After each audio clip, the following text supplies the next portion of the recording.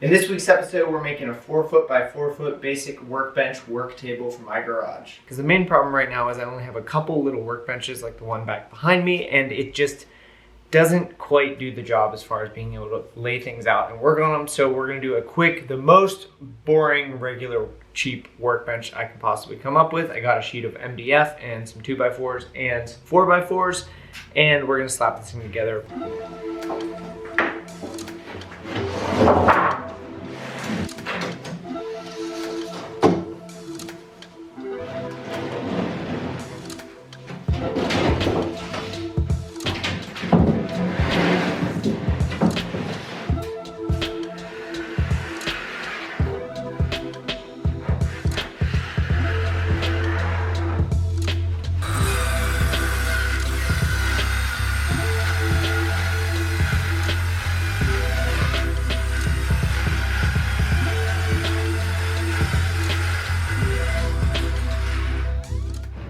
I've got the piece of MDF cut down into a 4-foot square, actually a 49-inch square because MDF comes a little bit bigger than a 4x8 sheet.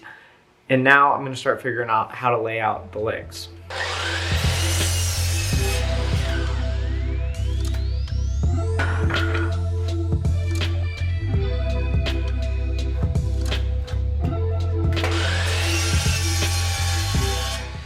This is a perfect example of a time when you might need 2 workbenches. The goal is I'm going to make it the same height as this one so that if I ever needed to, I could span something across and then I could screw the thing together. I'm not going to have that luxury at the moment, so I'll have to just kind of fumble through this, which is fine.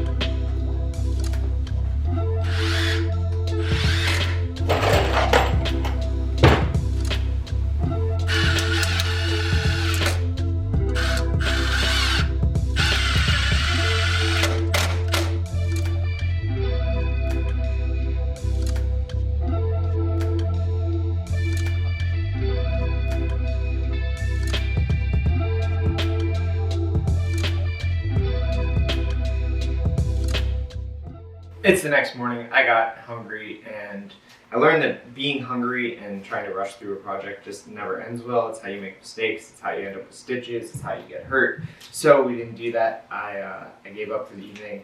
Went to dinner, went to Costco, bought a new jacket at Costco. Pretty fancy, pretty warm because it's cold in here.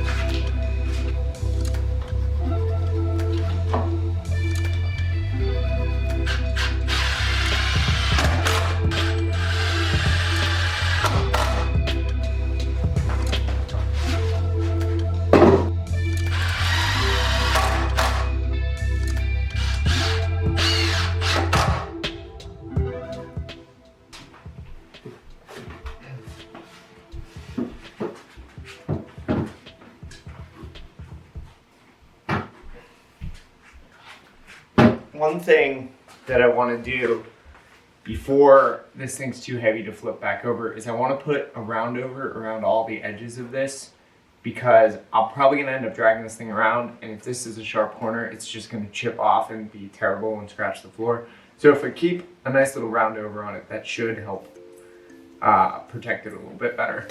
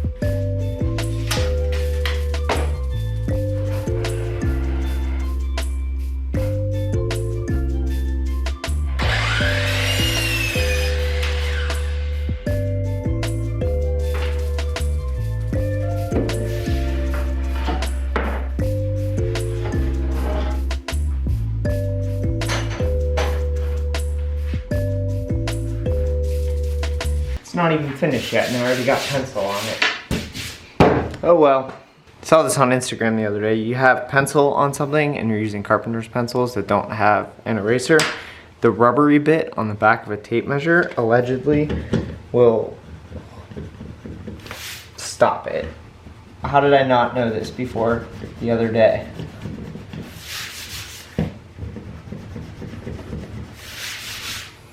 Who knew? Back of an eraser, or back of a tape measure, also an eraser.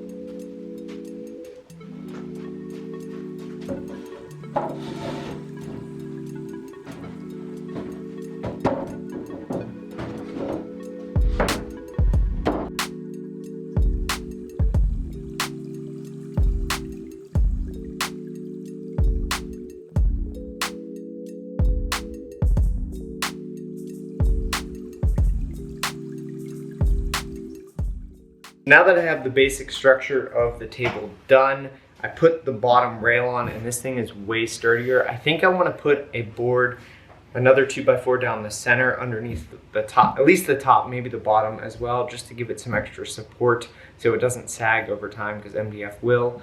And I have one more 8-foot 2x4, so I can definitely get that done. And then I got to figure out what I want to do for the middle shelf in the bottom. Whether I want to put a piece of plywood. I do have another half a sheet of MDF, but I kind of want to save that just because it's expensive like everything else, and I have some crappy OSB that would be much better for the bottom of a shelf, and I could use this for a future project. I'm going back and forth, but I was also thinking maybe I have a bunch of 2x4s, maybe I'll just leave it like an open lattice kind of thing, so that way dust and stuff doesn't just live on it forever, but I could still put some lumber and some other stuff down there. So we'll get to that in a second, but let's get this middle support in.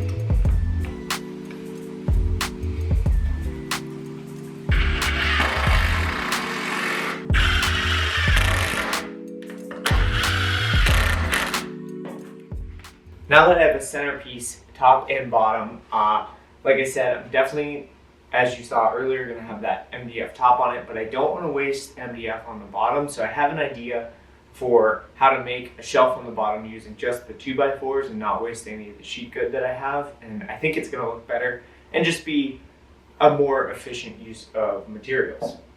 But the basic idea of what I'm going to do is going to be the same as what I'm going to do right here. I'm going to tuck a 2x4 in right here. Need my clamps.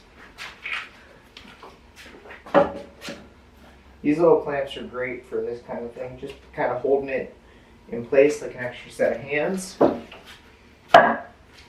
Well, I'm figuring out my layout on this stuff.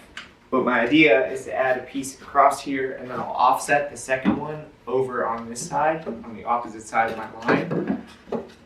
And then that'll create an extra level of sturdiness. And then I'm going to do, on the bottom level, I'll put offset ones like this, you know, probably at least 2 more, maybe 5 total. Across the bottom, working out from the center, and that way I'll have this lattice work of 2x4s that I'll be able to put some stuff on, and I could always throw a little sheet of plywood on top of it if I wanted to. but that way I don't have to use the 2x, or I don't have to use the sheet good that is, and can still have an effective lower level on this bench to put like toolboxes, bags, shop vac, stuff like that. And it also won't collect dust that way. The dust will just fall through and they'll be able to like leaf blow under it or something.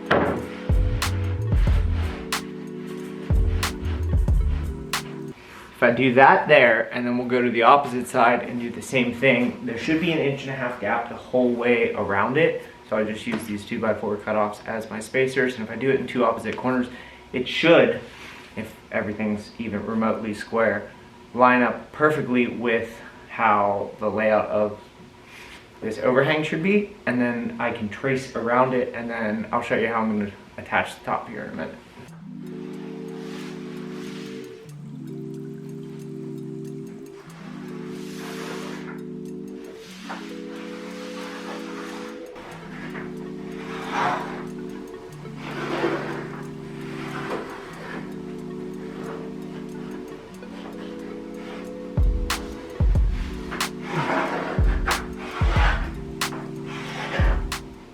This might be a little bit hard to see on camera, but I flipped over this piece after I traced it, and now I know exactly where all of the 2x4 framing underneath is and where I'll be able to put screws. So I'm going to take a small drill bit and I'm going to drill through the bottom up into the top. That way I'll have all my screws laid out perfectly, and then I can flip the thing back over, line it back up, and then I'll drill the screws through, and I won't have any screws that are missed or wonky, and hopefully they'll be pretty decently laid out. I'm not going to go crazy here measuring because it's just a workbench and the screw layout isn't super important, but this is one of those things where it's nice to lay it out properly and make it nice so that it'll be more precise. It's better. It's a good habit to be in. So we'll run around here with a drill, making some holes.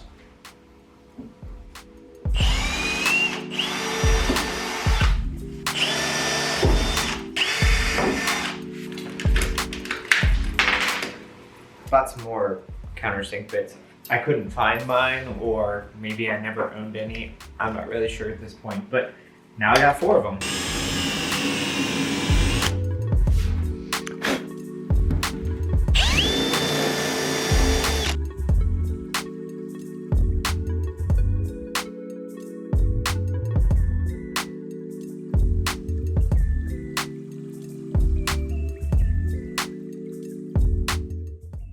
The last thing I want to do is add a round over to the top and the corners just to keep it from getting all smashed up and destroyed.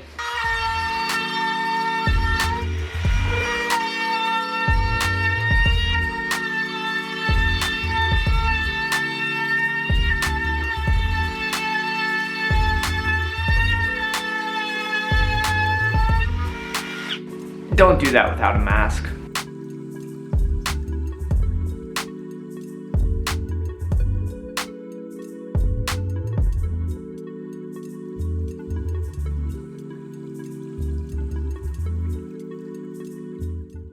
And there you have it. For like $150 and half a day's worth of my time, I've got a pretty sturdy, pretty reliable basic workbench table that's going to kind of live as like an island in the middle of the garage here to, at least for now, be our basic workbench. I made it the exact same height as the workbench back here in the corner, so that way if I ever needed to span some wood across the two of them, I could line them up, or I could bring out that other bench and do some combination of a bigger table there. I don't know if this thing will last as a permanent fixture here in the shop, but I needed something to at least get started and somewhere to put some tools. The spot down below, I decided to forego using the MDF sheet just because I want to use that for something else here in the future, and it just felt silly to waste it on the bottom where stuff's just going to go to die anyway. So I did this kind of lattice of 2x4s so that way I can still store some lumber and bigger items down there and it won't hold on to the dust, and then I saved myself half a sheet of MDF. If you guys like this video and you want to see more of me hanging out here in my garage, make sure you subscribe, leave a comment down below on what else you would like to see, and I will catch you guys on the next one.